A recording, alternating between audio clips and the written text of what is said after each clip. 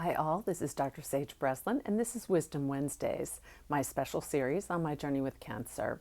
I think it's video number 60. Well, I've taken 2 Wednesdays off, mainly because the Wi-Fi and the service were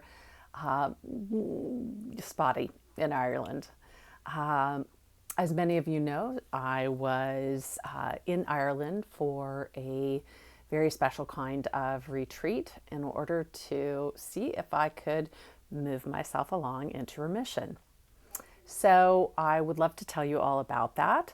But for those of you who may not be believers in the impact of alternative medicine, spirituality, past life regression on multigenerational trauma, especially the impact on cells, you may want to skip this video. And for those of you who are believers, then please stay tuned. I'd love to tell you all about this. So, where do I begin? I feel like there's no way to make this a short and sweet story. But let me say that about 25 years ago, I had a pretty scary experience and was told by a breast surgeon that I had a mass in my left breast and that they believed after looking at the scans that it was cancerous. That was on a Friday afternoon, and I was told to return on Monday morning to have this cancerous mass removed. I also made an agreement with the surgeon that if they discovered while I was in surgery that it was cancerous, that I would agree to a double mastectomy at the time. So all that being said, I had gotten divorced and was spending time with some women friends, and I really tapped into my own healing community that weekend. I spent the entire weekend doing massage and Reiki medicine, hands-on healing, and past life regression. And when I say past life regression, I don't mean that I just did a single lifetime. I went all the way back to the source of time as I knew it. And during the course of that past life regression, information about a lifetime as a very tall Celtic warrior in Ireland came up. His name was Conor, and during that interaction, I discovered that he had been gored right on the side of the heart, on the sort of left side of the heart with a broadsword. And while it missed his heart, it was lodged into his chest and had become gangrenous. So during that past life regression, the healer that I was working with withdrew the sword and applied healing to the area, and that version of me, if you will, was healed. Certainly he did later die. He didn't live forever, but it was very impactful and very emotional to me to see that we could go back in time and create a healing process. So that was probably the beginning of how I developed my breakthrough work that I practice now.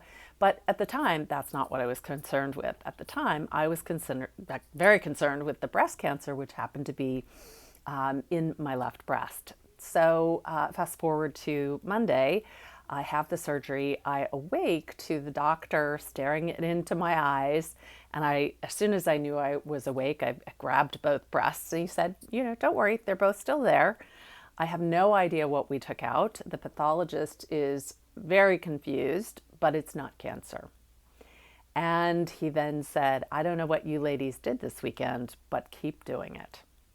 So fast forward, I had a family, I had a career, and while I had this awareness of Conor in my periphery, I didn't think a lot about him.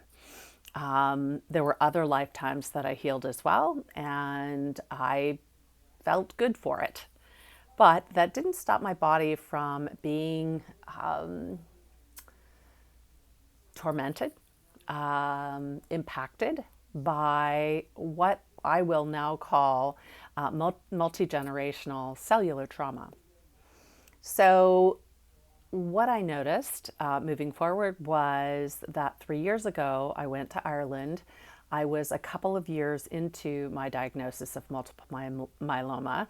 I had been quite ill, and I went and I worked with the priestesses in Ireland, really trying to get in touch with any parts of me that were hanging on to being ill, expressing myself in this way. And I again was met by Conor. This time, not only his presence, but all of the female warriors in his clan as well. And I was overwhelmed with their presence. I was overjoyed by the kind of support that they brought me. Not only the protection, which is, when I say I channel my divine masculine, I'm actually not talking about the big D divine. I'm talking about Conor, actually, as a warrior. I think that he is who I channel when I feel worried or concerned or scared. I simply cultivate up that presence deep within me, and I feel it. I feel like I'm 7 feet tall. I feel like a warrior. I feel like I've got all of the armor I need to handle any situation. So when I returned, and I had done some clearing, again, continuing to clear in that clan, in those multi-generational DNA threads, I came back and I had almost a year's remission.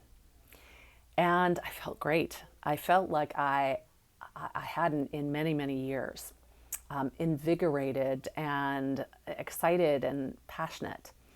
And then the pandemic hit, and I overworked a lot, like 6 days a week, a lot. And slowly but surely, I let go of the agreement that I made with my oncologist not to work every day. And I got sick. I got really sick. And despite going in for the bone marrow transplant, it just didn't work like we thought it would. And I didn't reach remission status, and I continued to feel pretty crappy. So I returned to Ireland. And this time, what I discovered there, it wasn't entirely different. It was so painful to the point of excruciating, but so illuminating that I wanted to share with you. What I discovered as I cultivated the conversations with Conor and his clan were that I finally had a name, which sounded to me, names are my least strong suit, if I can put it that way. But during meditation, I was told that the last name of the clan was Donahoe or McDonahoe. And during my travels in the last 3 weeks, I may even have come across the area where they were. I went around the entire island for 10 days, and I came across a very small fishing village in Northern Ireland. And it felt so much like home to me that I asked my friend who was driving to pull over. And I felt as if I'd been there before, even though it was nothing I'd ever seen before in this lifetime. And, after doing some research actually in the last couple of days, indeed, there was a Donahoe clan from this area way back. So what I got in my meditations with my lifetime as Conor was that they had an incident with warring clans. And, again, this isn't perfect when you're doing past life regression. It's, especially in an entirely different language. But it sounded to me like either another warring clan or even perhaps a Viking clan, but I don't think that happened until later. So in the experience, in this interaction with this warring clan, They came through and fought pretty savagely. All but one of the men, according to the meditation, were lost, other than Connor. So Connor and one other young male who was hiding at the time. All of the older males were murdered, as were all of the children. And that number was 27 children. In addition, all of the women were raped and battered, and savagely so, ensuring that they would be barren.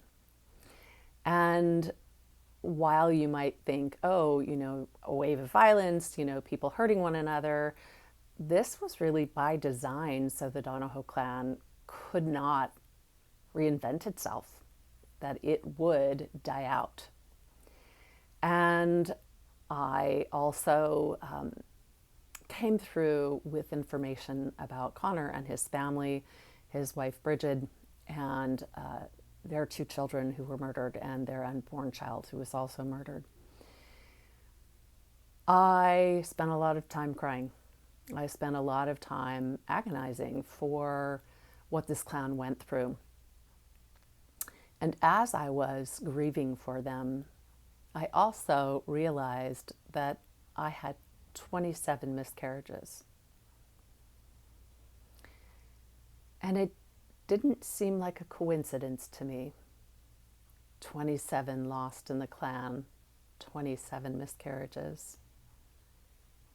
And when I asked about this, I was told that it was a process of rebirthing, so that the children who were murdered could actually pass through a lifetime and leave so that they could end up joining their mothers.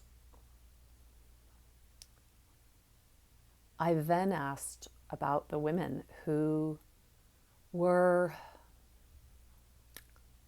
devastated by their losses, rendered barren, rendered bitter, rendered enraged, and became really incredible warriors.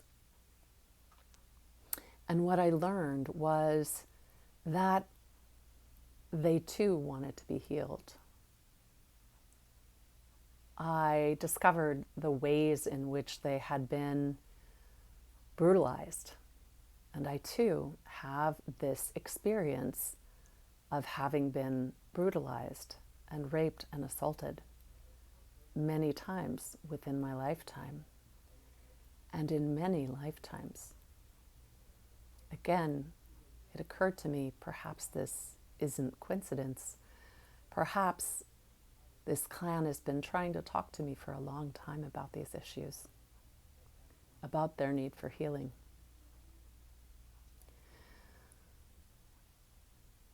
I asked Connor if there was something that I could do. I asked the priestesses that I worked with if there was something that I could do. And not only did I learn that I needed to sever the ties with the lifetime and the need to repeat this information through my body many times over, I also realized that I needed to rebirth these women, that they could come through me and finally pass through to a space in the beyond where their children were, where they could be reunited finally. And during the last 10 days, I stepped up into that healing process. I allowed their rage and their pain and their devastation to be present in me, and for those cords to be tacked and the tethers to be cut. I allowed myself to grieve their pain, their injustices, and then I laid down in this incredibly cold waterfall and stream with the priestesses. And when I rose, I felt 16 women flowing through me, and even flowing in some of the others that were with me, until suddenly there was silence inside. That calibration was so altered that I could hardly stand. I couldn't see straight. I felt as if the world was spinning on a different axis. And I held on to the priestesses at my side. And I said, it's not over. And they laid me back down in the water. And as they raised me up, I felt such incredible silence, such incredible calm. And then the crying began. And I could hear Conor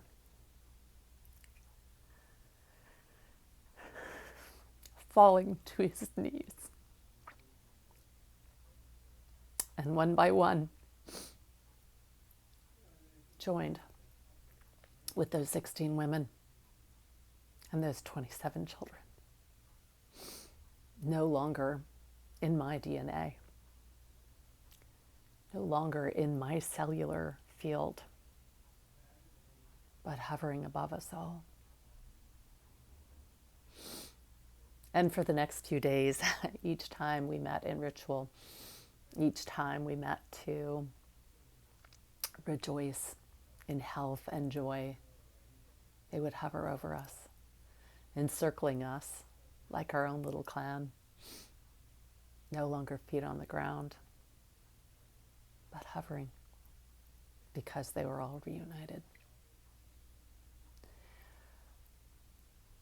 As I said at the beginning, if this isn't something that you believe in, gosh, I hope you turned this off. But for those of you who understand how past life works, it isn't just a memory. The memory is held in your emotive body, and it's held in your DNA. When Conor, that lifetime from 704, was struck through the left chest wall,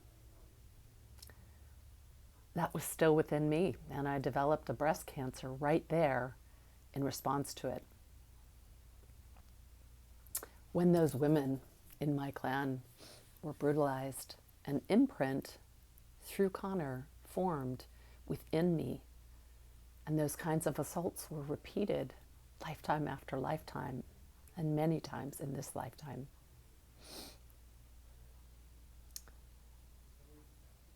When those children were murdered, they all existed within me. And each time I became pregnant in my early years, the pregnancy would end, and a child would be rebirthed into that tween space until I hit the number 27. And then I had 5 children. And my 5 children are a reflection of me and my lifetime in this body, rather than more than 1,500 years of cellular imprint. I believe that there was a necessity for me to move back through time to heal the multigenerational trauma out of my cellular body, so that maybe now this human has a fighting chance against multiple myeloma. I thank you so much for joining me and investing this time with me today. The wisdom is that you just never know. You never know what's below the surface. And there are all sorts of ways to resolve the pains and the limits and the negative interactions and the seeming loop that can exist. There are ways to resolve that. I am proof. This is Dr. Sage Breslin. This is Wisdom Wednesdays. I wish you all the best. Thank you so much for joining me here.